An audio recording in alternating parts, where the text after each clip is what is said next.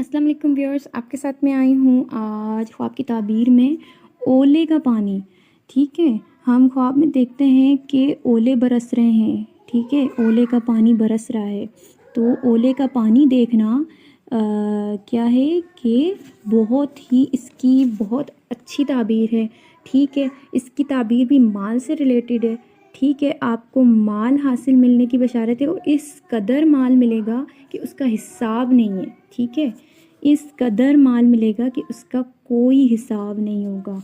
तो वो लोग खुश हो जाएं जिन्होंने ओले का पानी देखा है। ठीक है।